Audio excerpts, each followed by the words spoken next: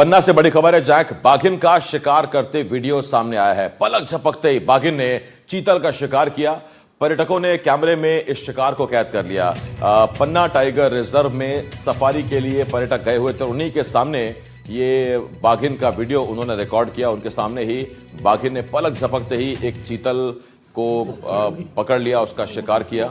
तस्वीरें आप देख रहे हैं और ये तस्वीरें पन्ना टाइगर रिजर्व से हम आपको दिखा रहे हैं। ये वीडियो रोमांचक वीडियो, हैरत अंगेज वीडियो। ये जो टाइगर सफारी के लिए पहुंचे हुए थे लोग, उन्होंने अपने अपने मोबाइल में कैद किया। और आप देखिए एक बाघिन है और वहां से चीतल गुजरता और पलक झपकते ही टाइगर चीतल का शिकार कर लेती है। और ये जो हैरत अंगेज तस्वीरें हैं, ये आप देखिए कि पहले देखिए बाघिन ने पहले घात लगाई, वो छिपकर बैठी और उसके बाद जैसे ही चीतल आया फौरन उसे दबोच लिया। ये शिकार का वीडियो पर्यटकों ने, सैलानियों ने अपने मोबाइल में कैद किया है।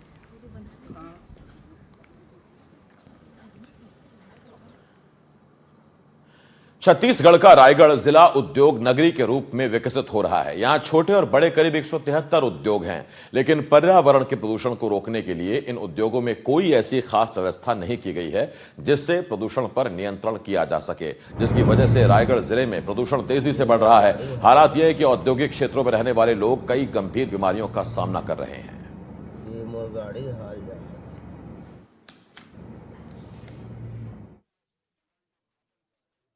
रायगढ़ जिला एक विकसित जिले के रूप में आगे बढ़ रहा है। उद्योगों की संख्या बढ़ रही है, पॉल्यूशन के मामले बढ़ रहे हैं, लोग बीमार पड़ रहे हैं।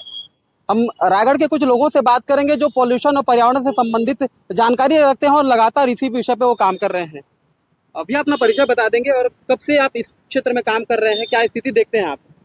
मेरा नाम राजेश त्रिपाठी है। मैं सामाजिक कार्यकर्ता के रूप में जनचेतना रायगढ़ में विगत 35 सालों से पर्यावरण को लेके, खाद्य सुरक्षा को लेके और अधिकारों को लेके मैं समुदाय के बीच में काम करता हूं।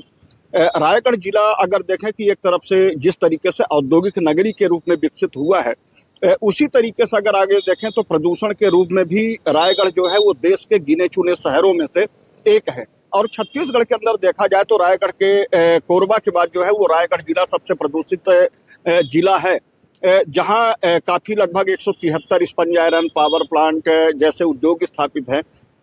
वहीं अगर आज की तारीख में देखा जाए तो लगभग 10 से 15 कोल माइंस अलग अलग कंपनियों की संचालित है, चाहे वो हिंडाल्को की बात हो, चाहे जिंदल की बात हो, चाहे कोल इंडिया की बात हो, जिसमें लगभग 10,000 से ज़्यादा भारी वाहन सड़कों में चलते हैं। और जो सड़क का इंफ्रास्ट्रक्चर है वो हमारा 15 से 20 साल पुराना इंफ्रास्ट्रक्चर होने की वजह से रायगढ़ जिले में ध्वनि प्रदूषण हो, वायु प्रदूषण हो, जल प्रदूषण हो, वो काफ़ी ज़्यादा है। पर्यावरण प्रदूषण का जो स्तर बढ़ रहा है, वायु प्रदूषण जिससे गंभीर बीमारियां होती है, कैसे रोका जा सकता है, क्या कुछ होना चाहिए इसके लिए? देखिए, सबसे बड़ी बात यह है कि जो पर्यावरण स्वीकृति उद्योगों को और खदानों को मिली है, उनका अक्षरांश पहली बात तो पालन हो। दूसरा, इसमें पूरी समुदाय की भागीदारी हो, प्रशासनिक भागीदारी हो, जिससे जो प्रदूषण फैलने वाले जो पॉइंट हैं, जैसे खास तौर से सड़कों की जो गुणवत्ता ठीक नहीं है, उनको कैसे हम बेहतर बना सकें, जिससे जो हमारा ट्रांसपोर्टिंग सिस्टम है वो ट्रांसपोर्टिंग सिस्टम बेहतर हो सके। सरकार, राज्य सरकार या फिर पर्यावरण विभाग किस तरह पहल करती है और आने वाले दिनों में किस तरह इसको रोका जा सकता है, उसके लिए अगर पहल की जाए तो जो बीमारियां हो रही है उस पर नियंत्रण रखा जा सकता है। एनडीटीवी रायगढ़ से दुर्गा प्रसाद मिर्धा। रायगढ़ में बढ़ते उद्योग के कारण बहुत ज़्यादा ही प्रदूषण है। आज के डेट में बहुत सारी समस्या हो रही हैं, बाल झड़ना हो गया और बहुत सारी समस्या प्रदूषण के कारण बढ़ते जा रही है। हर दिन छत पे जाने से बहुत ही ज़्यादा पूरा पैर काला हो जाता है। कपड़ा, अगर सफ़ेद कपड़ा सुखाओगे तो शाम होते होते तक पूरा काला हो जाएगा। तो रायगढ़ में बहुत ज़्यादा ही समस्या बढ़ रही है प्रदूषण की। रायगढ़ में पोल्यूशन बहुत खतरे के निशान से ऊपर है, मेरा मानना है, क्योंकि यहाँ चारों तरफ फैक्ट्रियाँ हैं जिसमें प्रदूषण नियंत्रण यंत्र लगा हुआ है, लेकिन फैक्ट्री उन्हें चालू नहीं करती है। इस वजह से सभी पेड़ पौधे, छत के ऊपर काला काला डस्ट पूरा जम जाता है और उसकी वजह से बच्चों में, आम जनता में स्किन की बीमारियां, बाल झड़ना, ये सब, दमे की बीमारियां, ये सब प्रदूषण के कारण बहुत ज़्यादा शिकायत देखने को मिल रहा है। पोल्यूशन अभी बढ़ा हुआ है, चारों तरफ का इंडस्ट्री पूरा है, चारों तरफ धुआं और उसके बाद धुआं धूल धक्का, इतना डंफर भी चल रहा है, उसका धुआं चारों तरफ उड़ रहा है। वैसे जल भी हमारा प्रदूषण हो गया, केलो विहार केलो नदी का, ये सब चीज का प्रदूषण बढ़ा हुआ है अभी। तो इसका साइड इफेक्ट क्या कर रहा है? इसके साइड इफेक्ट आदमी की बीमारी जैसे दमा, फिलिया बीमारी, ये सब हो रहा है, उससे साइड इफेक्ट तो पड़ेगा ही।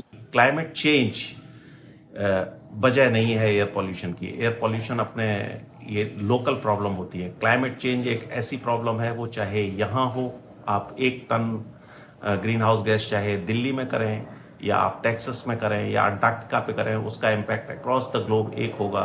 लेकिन पॉल्यूशन आप यहाँ पे अगर करेंगे तो आसपास की एरिया ही इफेक्ट होंगी, and gradually it will taper down because of rain, because of no ventilation effect, it will go away. It doesn't stay for long in the atmosphere. So climate change and air pollution का कोई संबंध नहीं है।